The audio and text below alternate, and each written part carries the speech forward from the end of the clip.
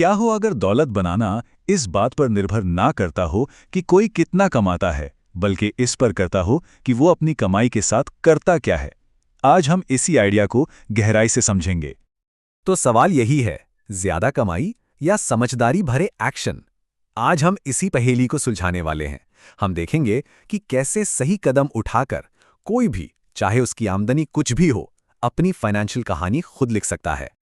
देखिए, ज्यादातर लोग ना पैसे के लिए काम करने के एक चक्कर में फंसे हुए हैं, जिसे हैमस्टर व्हील भी कहते हैं। मतलब अपना समय बेचकर पैसा कमाना। लेकिन दौलत बनाने का रास्ता ठीक इसका उल्टा है। एक ऐसी सिचुएशन बनाना जहां आपका पैसा आपके लिए मेहनत करना शुरू कर दे, मतलब आपकी संपत्ति ही आपकी इनकम का जरिया बन जाए। तो चलिए पहले हिस्से से शुरू करते हैं। दौलत का असली समीकरण। याद रखिए, कमाई नहीं, आपके एक्शन ज्यादा मायने रखते हैं। चलिए इन्वेस्टिंग से जुड़े सबसे बड़े झूठ को तोड़ते हैं। अक्सर लोग यही सोचते हैं, अरे मेरे पास तो शुरू करने के लिए पैसे ही नहीं है। और जानते हैं, यही वो सोच है जो ज्यादातर लोगों को आगे बढ़ने से रोक देती है। इस लाइन को ना अच्छे से समझिए। निवेश करने के लिए अमीर होना जरूरी नहीं है, बल्कि अमीर बनने के लिए निवेश करना जरूरी है। ये सोच में बस एक छोटा सा बदलाव है, लेकिन इसका असर कमाल का होता है। सेविंग और इन्वेस्टिंग में फर्क समझना बहुत जरूरी है। सोचिए, सेविंग है आपका डिफेंसिव गेम, ये आपके पास जो पैसा है उसे बचाता है, और इन्वेस्टिंग है आपका ऑफेंसिव गेम, ये आपके पैसे को बढ़ाता है। फाइनेंशियल सिक्योरिटी के लिए आपको दोनों की जरूरत है। आप जरा कंपाउंडिंग का जादू देखिए। ये चार्ट दिखाता है कि अगर कोई हर महीने सिर्फ $200 भी इन्वेस्ट करे तो 30 साल में उसके पास $4.5 लाख हो सकते हैं। लेकिन अगर वही इंसान सिर्फ 10 साल की देरी कर दे तो वही रकम घटकर सिर्फ $1,36,000 रह जाती है। इस नंबर को देखिए, $3,14,000। जी हां, ये कीमत है सिर्फ 10 साल इंतजार करने की। ये साफ साफ दिखाता है कि टालम टोल करना कितना ज्यादा महंगा पड़ सकता है।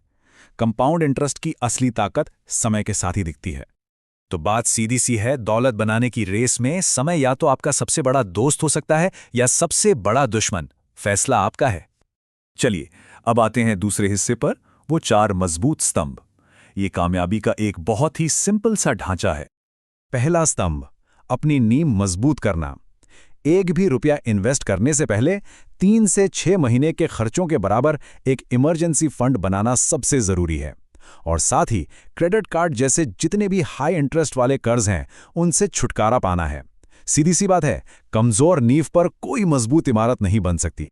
दूसरा स्तंभ है सही इन्वेस्टमेंट ऑप्शंस को जानना। शुरुआत के लिए ना कुछ बहुत ही सीधे और असरदार रास्ते हैं, जैसे इंडेक्स फंड्स जो कम फीस पर आपको डाइवर्सिफिकेशन देते हैं, या फिर 401k या IRA जैसे रिटायरमेंट अकाउंट्स जिनमें टैक्स के फायदे भी मिलते हैं। और हाँ, रीट्स भी हैं जिनके जरिए बिना कोई प्रॉपर्टी खरीदे रियल एस्टेट में पैसा लगा सकते हैं। और जितना जरूरी ये जानना है कि क्या करना है, उतना ही जरूरी ये भी है कि क्या नहीं करना है। बिना गहरी रिसर्च के किसी एक शेयर में पैसा लगा देना, सट्टेबाजी वाले क्रिप्टो में कूद पड़ना या फिर रातों रात अमीर बनो वाली स्कीमों के चक्कर में पड़ना, इन सब से दूर रहना ही समझदारी है। अब आता है तीसरा स्तंभ, डॉलर कॉस्ट एवरेजिंग। ये एक बहुत ही सिंपल लेकिन पावरफुल स्ट्रैटेजी है। इसका मतलब है हर महीने एक तय तारीख पर एक तय रकम इन्वेस्ट करना, चाहे मार्केट ऊपर हो या नीचे।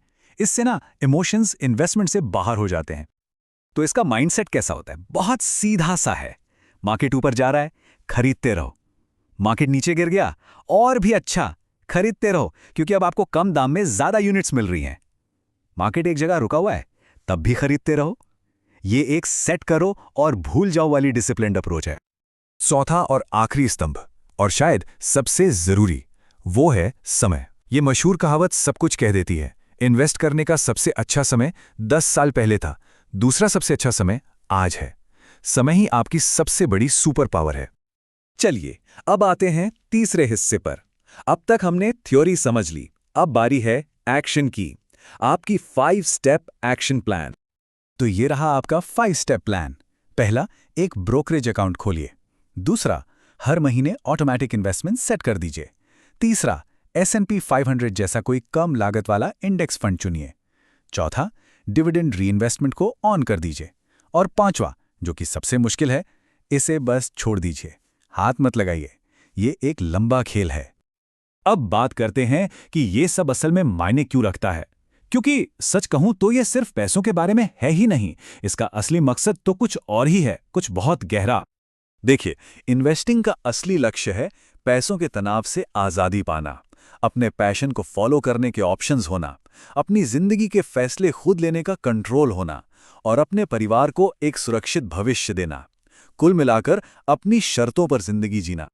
तो आखिर में बस एक सवाल सोचिए, भविष्य में आज से कई साल बाद आपका आने वाला कल आपको आज के किस एक फैसले के लिए धन्यवाद देगा। इस पर सोचिएगा जरूर।